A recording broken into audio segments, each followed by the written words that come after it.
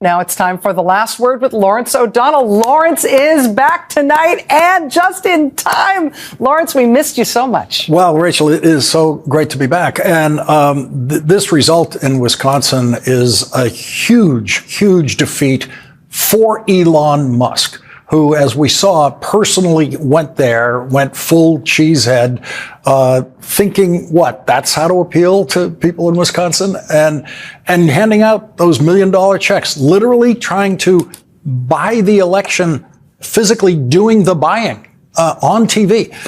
So this is just a huge setback for Elon Musk and therefore for Donald Trump. When I first saw the news at the end of last week that Musk was going to not just put his money into this race, but that he was going to physically go to Wisconsin, do a campaign event, do this stunt where he pays voters and do this whole thing again, I thought, that is great news for the Democrats.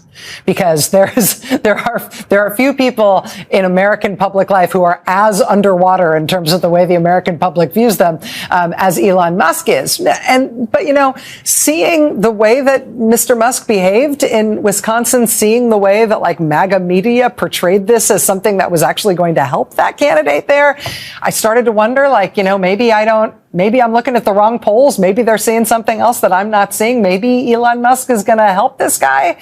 But this is to have this margin within less than an hour to have this call within less than an hour of polls closing with the kind of margin it looks like it's going to end up there in Wisconsin. This is just a kick in the proverbial teeth to the White House and to Mr. Musk. I had certainly been told not to expect a call before 11 p.m. and therefore write as much TV show as you want because, you're not going to have the breaking news moment. And it turns out I didn't. You did.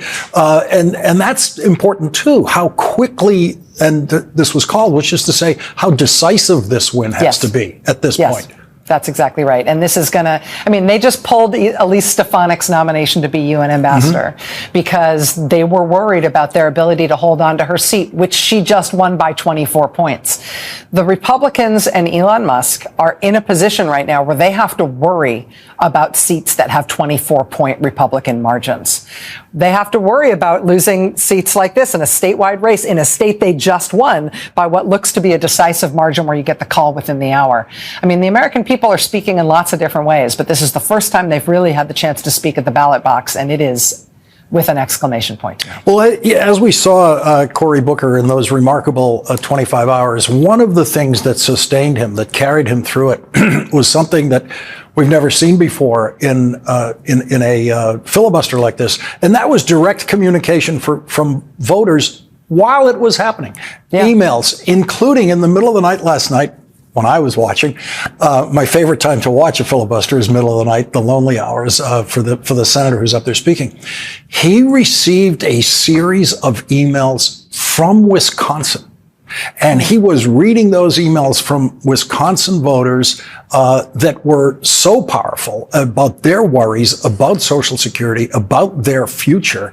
And I can't help but link those up to what we're seeing in actual expressed voter results tonight in Wisconsin. Yeah. It also strikes me, Lawrence, that, when Trump was trying to overturn the results of the 2020 election, and he had those dozens and dozens and dozens of failed pseudo-legal efforts to try to get somebody to side with him in overthrowing the election results, the place that he got closest was the Wisconsin Supreme Court. When it was under conservative control before a few years ago, when the liberals sort of took control of that court, they got real close on the Wisconsin Supreme Court to essentially nullifying the vote in Wisconsin on the basis of Trump's fake fraud claims. The idea that we would have gone through that with the Wisconsin Supreme Court in 2020, and then they would have reinstated a new MAGA majority on that court, thanks to Elon Musk coming in with tens of millions of dollars and $1 million checks for voters, promising that this guy will be a vote for Trump, will be a vote for the MAGA agenda. The counterfactual here, the idea, what we'd be talking about right now, had this race gone the other way, I think would be a really sobering and difficult national story. And instead, what we've got is people saying, saying no to Trump and Musk in a very emphatic way. We're going to get House Democratic leader Hakeem Jeffries' reaction to this election and to those Florida special elections for the House in this hour. And one of the things to look at in this, Rachel, is if you're a Republican member of the House of Representatives and you won your seat by less than 30 points. Yes. How much specific help do you want from Elon Musk, and do you want him to physically come to your congressional district and put on whatever silly hat he wants to put on and campaign for you? And I would say yesterday the answer was probably yes from every Republican in the House. What's the answer tomorrow? Yeah, good point. Yeah, we'll see what those margins end up being in Florida compared to when Waltz was running and when Gates was running in November. But yeah, if we're now talking about their margin of safety is like a 20-point margin, that's going to change everybody's jobs. Yeah, and as we go forward here, when you think of today, I mean, today was already feeling like a turning point for me, and maybe it's my experience working in the Senate that makes me so Senate focused, but what I saw Cory Booker do in those 25 hours on the Senate floor is unlike anything I have ever seen there before, and it felt to me like, aha, here it is. Here's the Democratic voice. Here's what the opposition sounds like. That Cory Booker found that voice, delivered that voice, is that voice, and was that leader out there today. And every Democratic senator who supported him and helped him by asking questions so that he could rest his voice for a minute or two, every one of them was better on the Senate floor today because of the way Cory Booker rose to this occasion and brought them all up with him. And then you get these voter results tonight. And this date does feel like a turning point day in this year of American politics. The other reason it feels like a turning point is because you're back, and you were gone for a really long time, and that in itself sucked. But you were also gone because you had some illness, and we were all worried. And the fact that you're fine and back also feels really, really good as any of those other things, and you're never allowed to go away ever again. You know, this morning was my first morning not starting in a doctor's office in the last, 2 weeks or so, and I really got used to it. It really was okay. But I couldn't have asked for more energy delivered to this process today than Cory Booker did, and this election coverage we have tonight. And Rachel, I really appreciate you so much, and so much in the last couple of weeks, and your personal encouragement that you gave me. Okay, stop now. Go talk to Hakeem Jeffries. Thank you, Rachel. Goodbye. Thank you. Goodbye.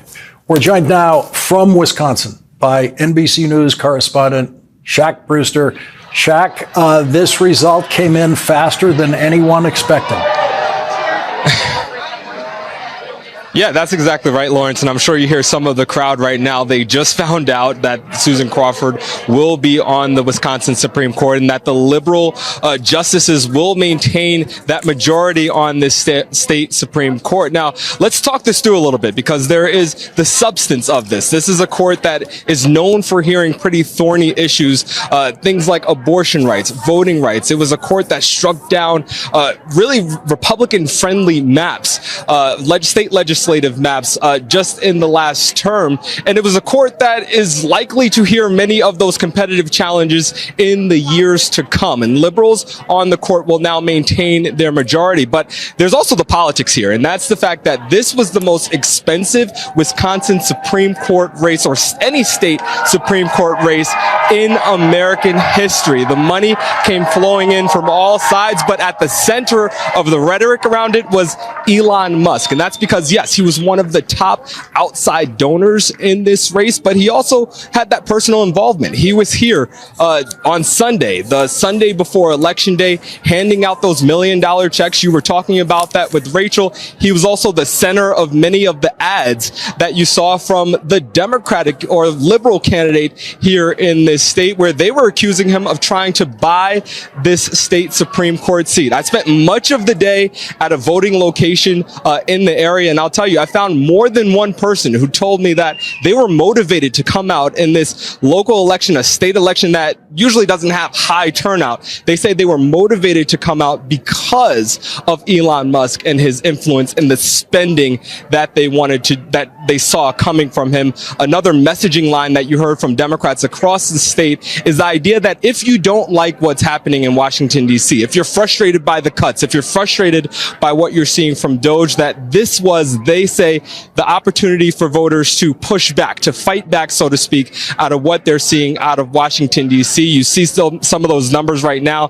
This is well over 10-point margin right now. We're still waiting for a lot of vote to come in.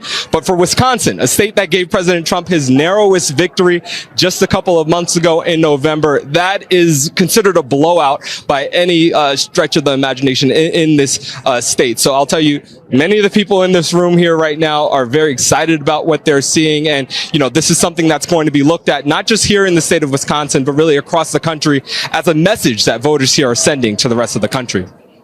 Shaq, thank you very much for that live report from Wisconsin. I did not expect to be talking to you this early tonight. I didn't expect to, but here we are. I did not either. Thank you. Thank you very much, Shaq. We are waiting for possibly a victory speech in Wisconsin. Susan Crawford has won that important judicial election there. We'll be taking a quick commercial break here. We'll be right back.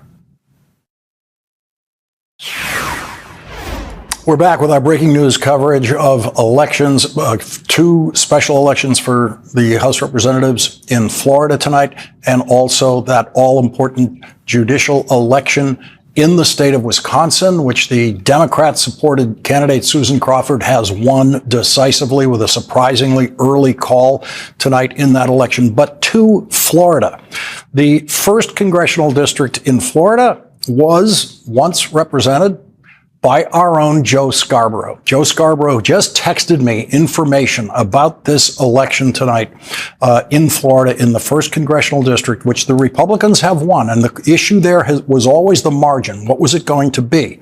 As Joe points out, that the Democrat tonight, the Democratic candidate tonight in that Florida congressional district, won one of the counties, one of the 3 counties in that district. That has not happened in many, many years. Joe Scarborough said that he won that county himself by 30 points back in the 1990s. Former Congressman Matt Gaetz won that county by 20 points, and tonight the Democrat won that county.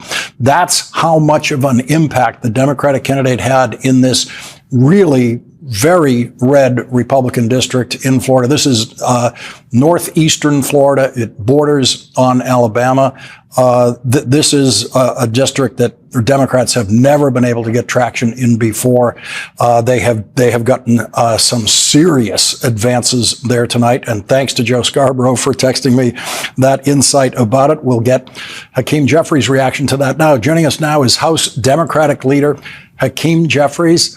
Thank you very much for joining us tonight. There is so much to talk about. Let's begin, as we wait for a victory speech in Wisconsin, with your reaction to what you're seeing in those special elections in Florida for 2 House seats. Well, good evening, Lawrence. Great to be with you. It was an incredible overperformance by the 2 Democratic candidates in 2 ruby red districts. Florida 1, which Donald Trump won by 37 points, and Florida 6, where Josh Weil ran a great campaign in a district that Donald Trump had just won by 30 points. And what we're seeing, of course, is something that we've seen all across the country since the early special elections that began in late January. And that is Democratic energy and overperformance coupled with independent swing voters and even moderate Republicans breaking for the Democratic candidate and rejecting the extremism, the outrageous behavior of this administration and their effort to harm everyday Americans. As you look at the Wisconsin result, this was something I did not expect to be discussing with you during this hour tonight. We expected this to be a closer race. We expected the call to come much later in the evening.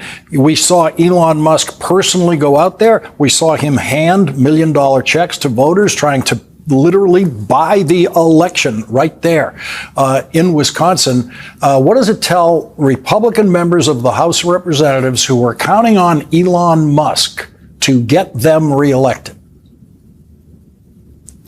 It's time for them to walk away from this unelected, unpopular, unhinged, and un-American billionaire puppet master. Elon Musk was just rejected decisively by the voters of Wisconsin. He tried to spend his unlimited resources to buy a state Supreme Court seat in Wisconsin, and it failed spectacularly. The voters rejected Donald Trump, they rejected Elon Musk, and they rejected the rapidly deteriorating Republican brand. We have to continue as Democrats to make it clear to everyday Americans that we are fighting to build an affordable economy and to drive down the high cost of living, while at the same time pushing back against Republican extremism and their efforts to cut Social Security, cut Medicare, cut Medicaid, and undermine our democracy and the American way of life. Clearly, the American people are with us as it relates to what they are seeing in Washington, D.C., and we've now seen this in special elections in January, in February, in March, just recently in Pennsylvania, and now, of course, decisively in April in Wisconsin. I want to ask you about what feels like a related event, especially at this hour, a related event to what voters are saying in these elections tonight. And that is what happened in the United States Senate today. And I worked in the Senate for many years, 7 or 8 years.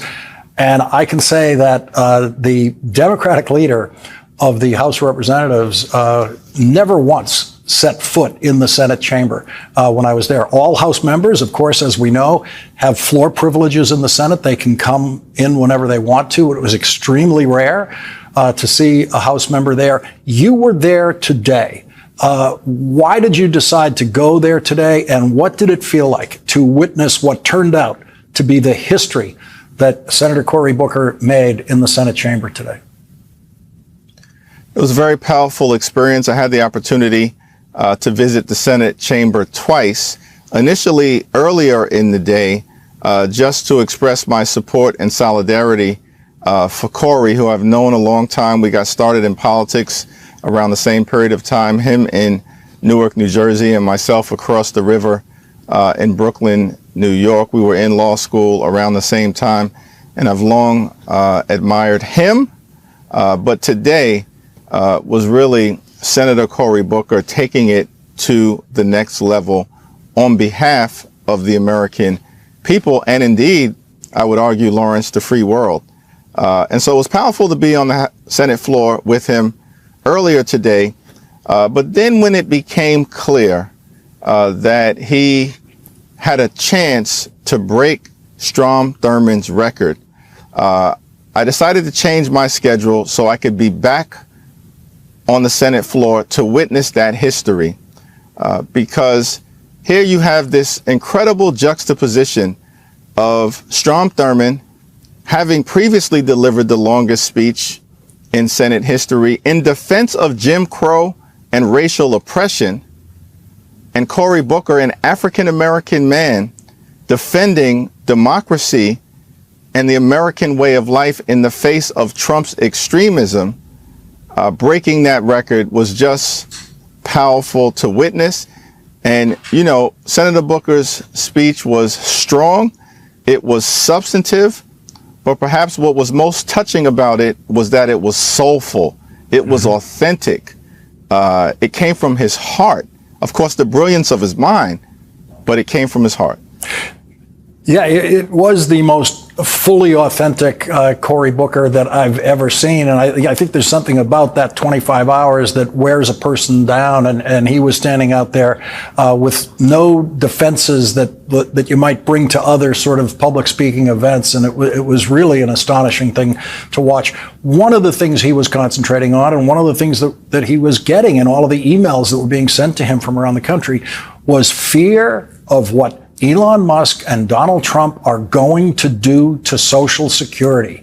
And that is a fear that is powerful as a voter could have in terms of an attachment to an important public program, the most popular public program in American governing history.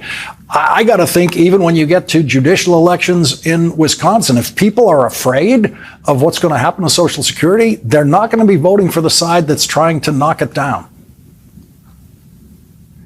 That's absolutely correct. And this is an area where there's a clear distinction between what Democrats are all about and Republicans. We want to protect and strengthen Social Security.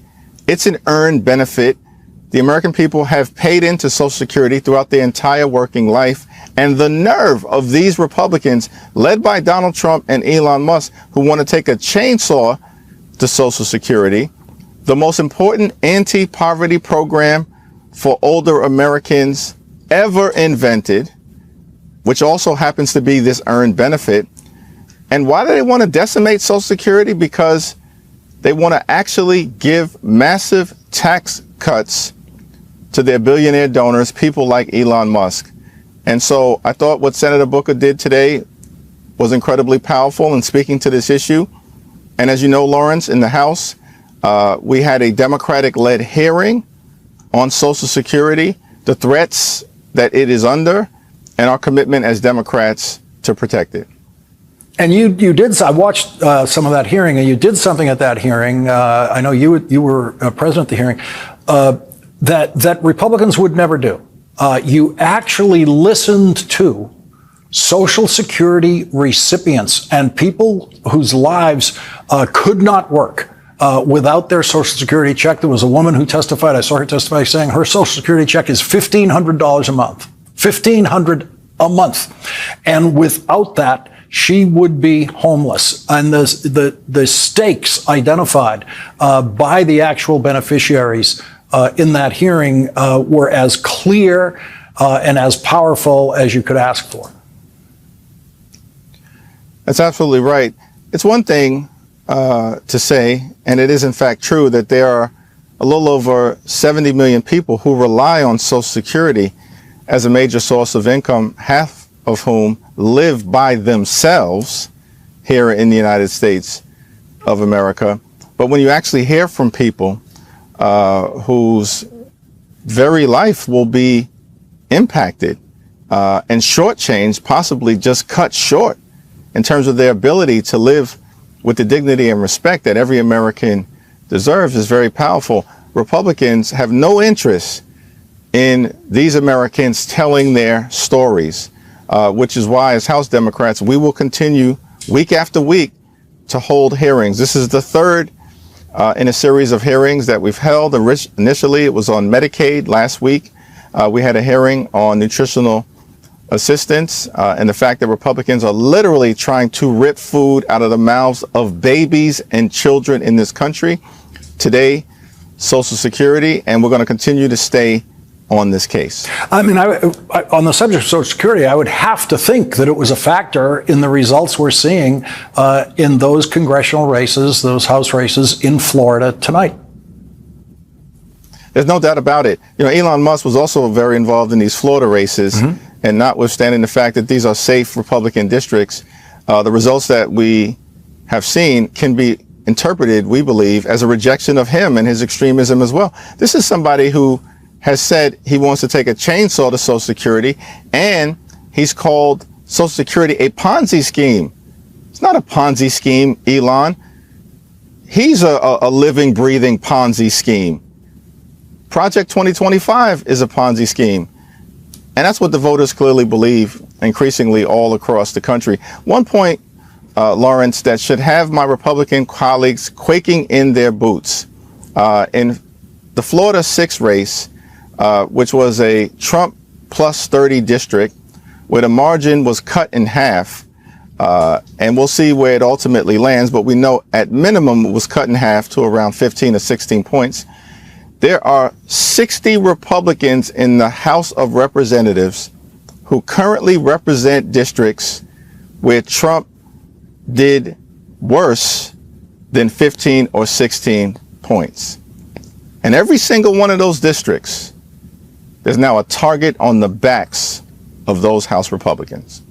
House Democratic Leader Hakeem Jeffries, thank you very much for joining us on this important night. Really appreciate it. Thanks, Lawrence. Thank you. We are expecting a victory speech in Wisconsin by Susan Crawford, the winner of tonight's important judicial election there. She is the Democratic-backed candidate in Wisconsin. A huge defeat for Elon Musk personally in Wisconsin tonight. Wisconsin voters told him they don't need his advice about how to run their state. We'll be right back. And we're going back to our live coverage in Madison, Wisconsin, where Susan Crawford is about to give her victory speech after defeating Elon Musk and Donald Trump's preferred candidate for the Supreme Court in Wisconsin. Here is the winner, Susan Crawford.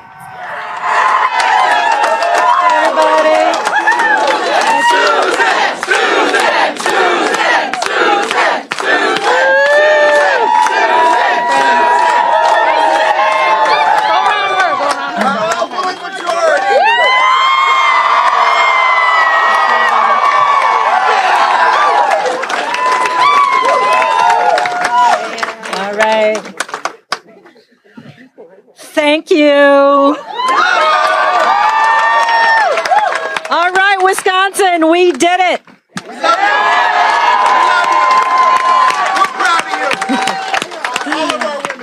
Oh, yeah. You know, just moments ago, I received a phone call from Judge Brad Schimmel conceding the race.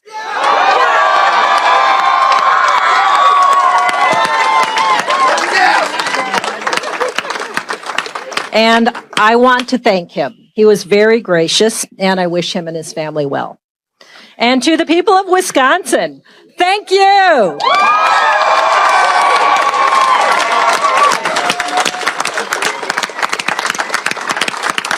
Thank you for trusting me to serve you on the Wisconsin Supreme Court.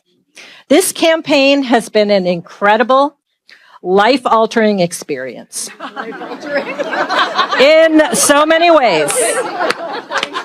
And I'm so grateful to have earned the trust and support of voters across this great state.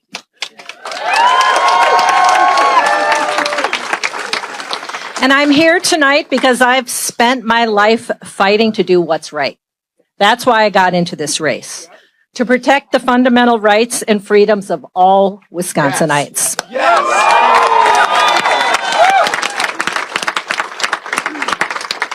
Growing up in Chippewa Falls, I was blessed with a loving family. Yeah, Chippewa! Yeah! It was a great community where people watched out for each other. And my experiences growing up in small town Wisconsin shaped me into the person that I am today. Someone who values hard work, common sense, honesty, and who can tell right from wrong. Someone who watches out for people. But I've got to tell you, as a little girl growing up in Chippewa Falls, I never could have imagined that I'd be taking on the richest man in the world.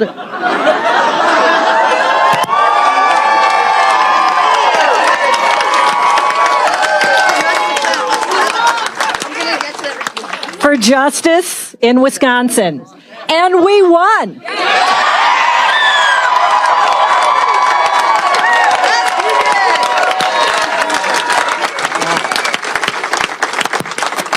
I've spent my whole career fighting for Wisconsin as a prosecutor, a lawyer, a judge, and now a soon-to-be justice on the Wisconsin Supreme Court.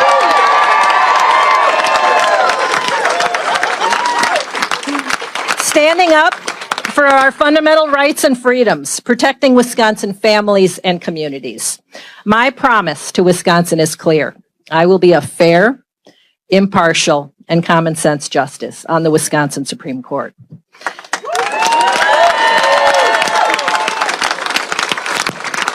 And I want to thank everyone across the state who helped to get us to this point. I'm here because of you.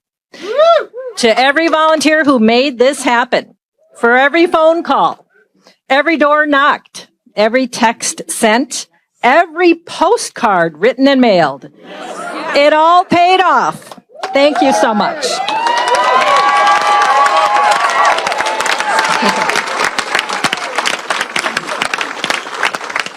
To all of my friends and colleagues, thank you for your unwavering support, friendship, and words of encouragement.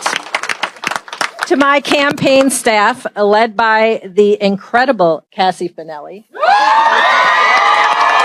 she is.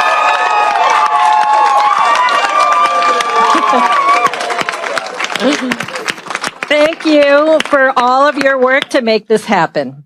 All the late nights, all the long drives. I'm so grateful to all of you for all your work. Thank you.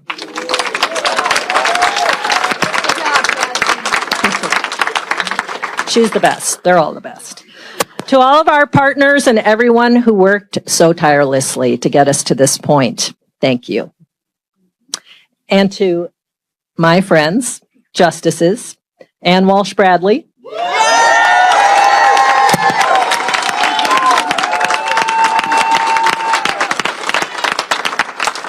Justice Rebecca Dallett,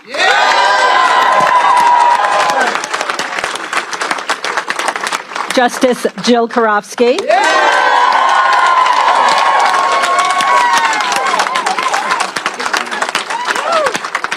and Justice Janet Protasewicz.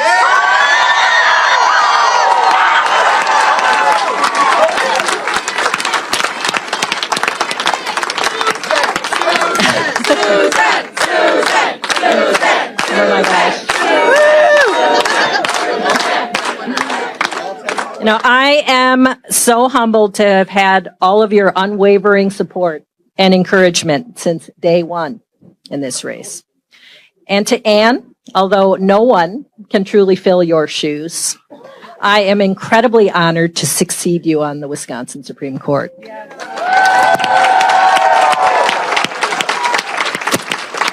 You leave an incredible legacy of service to our state, and you are the embodiment of fairness and integrity, and I'll try to make you proud.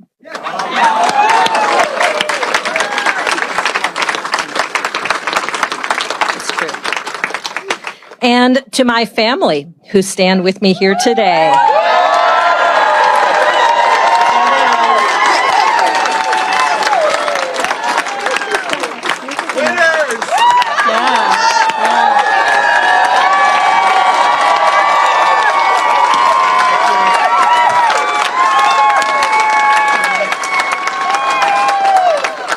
My husband, Sean.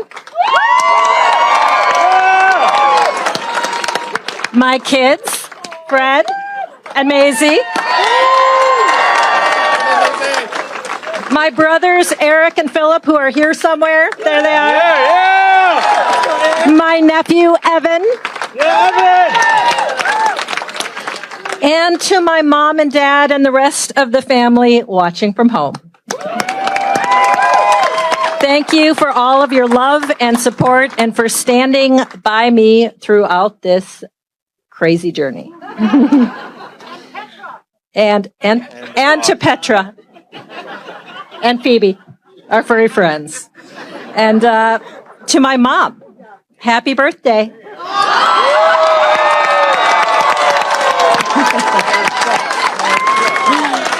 I know how glad you are to see the TV ads end. So today, Wisconsinites fended off an unprecedented attack on our democracy.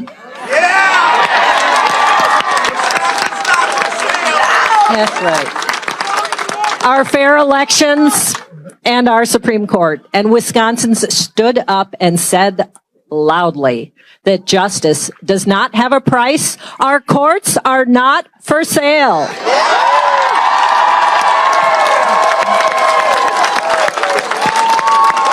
Yeah. And you have entrusted me with great responsibilities, and I will carry them out with honesty, dedication, and integrity. I will work hard each and every day to uphold our Constitution and administer justice for the people of Wisconsin.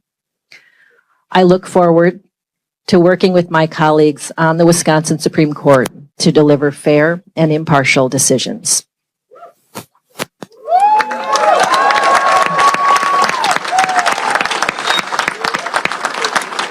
And while we celebrate tonight, I want to share some words of the great Honorable Thurgood Marshall, which I find fit the unprecedented moment we are living in. Democracy just cannot flourish amid fear. Liberty cannot bloom amid hate. Justice cannot take root amid rage. America must get to work. In the chill climate in which we live, we must go against the prevailing wind. We must dissent from the indifference. We must dissent from the apathy. We must dissent from the fear, the hatred, and the mistrust. We must dissent because America can do better, because America has no choice but to do better.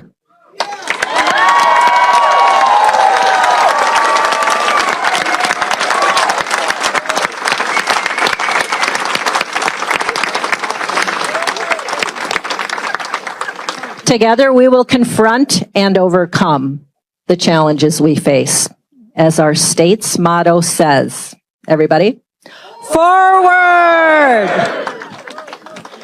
Thank you from the bottom of my heart, Wisconsin. I am forever grateful. Thank you.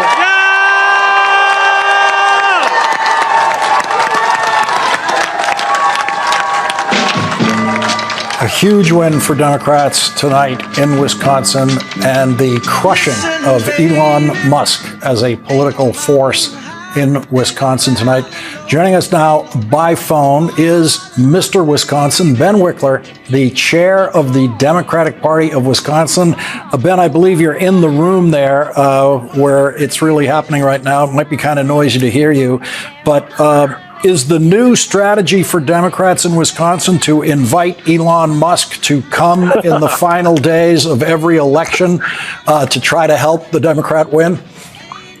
Elon Musk and Donald Trump decided to make this race a referendum on themselves.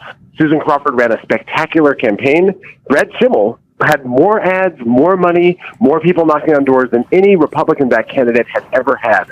And the people in our state, the most purple state in the country, just rejected Trump and rejected Elon Musk and lifted up Susan Crawford at a message about decency and fairness and integrity by an overwhelming margin, a staggering margin that sends a message to the entire country that if any Democrat is thinking about challenging a Republican, this is the time to run, and any Republican who wants to hold on to their jobs needs to get as far from Elon Musk and Donald Trump as possible. Ben, do you believe that voters were activated by issues that are technically unrelated to Supreme Court issues in Wisconsin? I mean, things like Social Security. I just learned that Susan Crawford, for example, is from Chippewa Falls. Last night, Senator Cory Booker, in the middle of the night, was reading emails from voters from Chippewa Falls, Wisconsin, who were worried about their Social Security. And I've got to assume that that's the kind of voter who went out today and voted for Susan Crawford. Voters are furious. Some voters who voted for Trump, some people who stayed home, just about everyone who voted for Harris in 2024, but voters are furious at what Elon Musk is doing with Trump and the congressional Republicans' blessing to this country, to Social Security, to the Veterans Administration, to healthcare, to destroying the CDC. It is infuriating and enraging, and voters will have their say at the ballot box. The writing is now on the wall. The Republican congressional majority is going to crumble if they keep doing what they're doing and they don't get as far from Elon Musk as fast as possible. The reality is every Republican who doesn't lift their voice against this is now complicit, and it's crystal clear. And, Elon Musk, he absolutely, by coming to Wisconsin, making himself the face of this, he made this a central issue in this race. But also Susan Crawford stood her ground at every step, and that is something for Democrats to learn about as well. She was full of integrity and focus and comported herself in a completely clear way where people trusted her values. And I think what you can see in her victory right now is that voters are looking for hope, and they're looking for a way to fight back. And what happened in Wisconsin can happen all over this country over these next 2 years, these next 4 years. This moment when people feel like there's despair and destruction happening, there is a light shining from Wisconsin that can shine all across this country. The fight back has begun.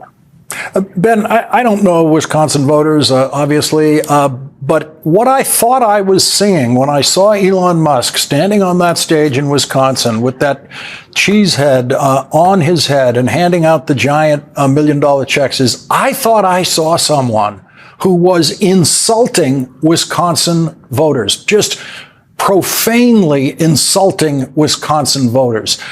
Is that an overreading of what was happening there? That is, if anything, an understatement. Elon Musk came in. Voters know that he is the guy responsible for, massively slashing funds that people are counting on in the university system, in Social Security offices, letter carriers. They know that he is grabbing money out of their pockets in order to stuff them into his own pockets. And here he comes with his $1 million check that he coincidentally gives to the head of the college Republicans in the state of Wisconsin. Here he comes with his little $100 bribes to sign his petition, thinking that everyone is so dumb that they can't see right through it. He was trying to buy this state the way he bought Brad Schimmel, his preferred Supreme Court candidate. And voters found that outrageous. They flatly rejected it. We had last fall when Elon Musk was doing all this stuff. People did not yet see what his real plan was when he got into power. But now we know, and the jig is up. Wisconsinites watching him wear that cheese head, I think, made people want to punch through a wall. And now I don't think he's going to come back to Wisconsin because Wisconsin does not want him here. We do not want his money here. We do not want his corruption here. We do not want Doge here. We want a democracy and a country that actually works for working people instead of just the richest man in the world. Ben Wickler, thank you very much for joining us. I know you're in that celebrating room right now where everyone wants to talk to you. Go to it. Thank you very much for joining us tonight. Thanks so much for having me, Lawrence. Thank you. Well, Cory Booker had a lot to say in the United States Senate today, and I had a lot to say about him. Some of that, and only some of that, will be next after this break. He has the same initials as his father, Cary Alfred Booker, who grew up in Hendersonville, North Carolina, and managed to go to North Carolina College and cover his tuition of $600 a year by shining shoes and other jobs. When Cory Anthony Booker was on his way to winning a Senate seat in 2013, he lost his father, who died at age 76, in the final weeks of his son's Senate campaign. Cory Booker's father had the joy of watching his son win football games in high school and college and win elections in Newark, but he didn't live long enough to see his son reach the United States Senate. As the clock approached 1 a.m. last night, an email from Wisconsin put Cory Booker's father right there on the Senate floor with him. Kayanan Spooner from Chippewa Falls, Wisconsin, who writes me, "My name is Kayana Spooner, and I live in Chippewa Falls, Wisconsin. I'm 63 years old. My husband, Joe, and I have 5 children and 3 grandchildren and live a wonderful life as our family is growing. God bless you and your family. We owned businesses and worked to contribute Social Security for ourselves and our employees. We did all the things we could do to secure our future and contribute to the larger community of those in need. We felt that we're living the American dream until one day in 2012, I know this personally with my dad. I feel for you, Ms. Spooner.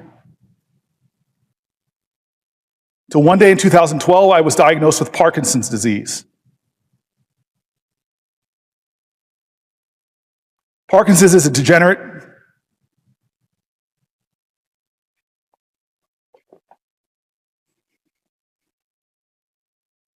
Parkinson's disease is a degenerative brain disease that progresses over time. Sorry, I'm thinking about my dad. It is unrelenting and affects motor and nerve processes. Loss of benefits will have a direct and daily effect on me and my family as we navigate the medical needs we will be facing. I will need progressive and comprehensive care as I age. I will need medication every single day of my life.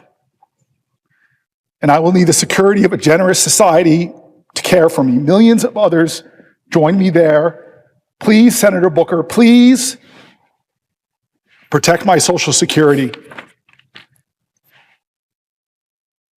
I just thank God that my mom had the resources to take care of my dad. And I watched that degenerative disease take from his life for 20 years and how much it cost, the thousands of dollars it cost my mom to take care of him. I know my friend Andy Kim, who's in the Senate right now, is facing health challenges with his father. I know so many people personally whose parents have Alzheimer's. I know so many Americans who are not powerful, they're not rich. I know so many Americans who live in fear every day that one little thing will happen to them that will destabilize their financial well-being. And now those millions of Americans, because of a president and a man named Musk, are driving fear into them, are whacking away the people that answer phones, are firing the people in an agency that already was struggling with wait times, that already was struggling with slow response times. These people who are hanging on by a thread in their lives are facing the people they love the most, who are struggling with the diseases that so many of us in this body have been affected by. They are now worried. They're writing me letters with words like fear and terror. They're talking about staying up at night and not being able to sleep because they don't have a president that comforts them. They have a president that talks down to them, that lies about the services that they rely on. What is this? It is not normal. It is not normal. This is America. How can the most powerful people in our land not comfort others, not tell them they have nothing to fear but fear itself, not tell them to have malice towards none but have charity towards all? What kind of man is in our White House that makes fun of the disabled, who lies so much that the fact checkers lose count, that minimizes the pain and the suffering? Where you have cabinet secretaries that are billionaires themselves that say, if my mom misses a Social Security check, but if somebody else complains about it, they're probably a fraudster. These people are not fraudsters. They're hurting. They're afraid. They're worried. For God's sake, this is America. Every one of our founders' documents is riddled with words that speak of our commitment to each other. Yeah, they were imperfect geniuses, but they were people that aspired to virtue. They read the greatest philosophers of their times. They said, what does it mean to be good to one another? What does it mean to create a society that is not run by despots and dictators who are so disconnected, who talk down, let them eat cake? They dreamed of a different country than this, folks. They dreamed of a different country than this. They dreamed of a country that stood for not just get all I can for me, the biggest tax cuts possible to the wealthiest people. They dreamed of a nation where any child born in any circumstance from any place could grow up and have their American dream. And God, it gut wrenches me when I hear people not as privileged as me, and I'm not Musk and Doge, but my mom had the resources and the family to support her as she watched my dad die of Parkinson's disease. But this person's writing in, she herself has Parkinson's. She underlines and bolds the part of her letter. She says, and I'll read it again because, Spooner, I want you from Chippewa Falls, Wisconsin, to know you are seen, to know you are heard, that know that maybe the president will talk down and cut and malign your only paycheck, your only hope, but I won't. I won't. I see you. I feel you. You can't lead the people if you can't love the people. And I'm sorry, our president is not showing that. He may be saying those words. She writes, with Parkinson's, I still remember my dad telling me he had it. She writes that it is unrelenting Parkinson's, and affects my motor and nerve processes. Loss of benefits will have a direct and daily effect on me and my family as we navigate the medical needs we are going to be facing. I will need progressive and comprehensive care as I age. I will need medication every single day of my life. I know this. I know you will. I know you will. I will need the security of a generous society to care for me. A generous society to do the basic for families in this kind of struggle. Millions of others join me there. Protect my Social Security, Senator Booker. I tell you, I am going to fight for your Social Security. I'm going to fight to protect the agency. I'm going to fight against unnecessary cuts that hurt the service it gives. And today into tomorrow, I'm going to stand as long as I can. As long as I can, I'm going to stand and read stories like this because you are seen, you are heard. Your voices are more important than any of the 100 of us. The Honorable Cory Booker gets tonight's last word.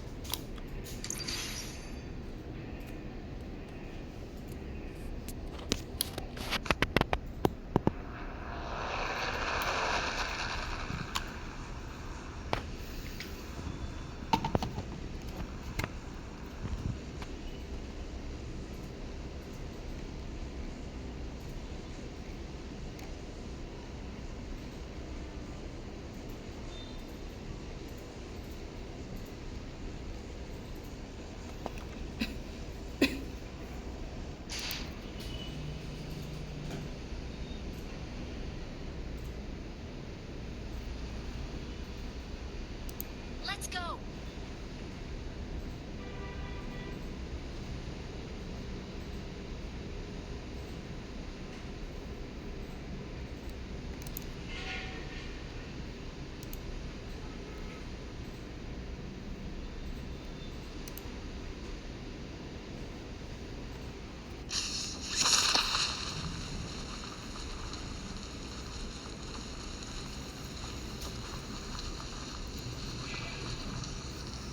Spread out.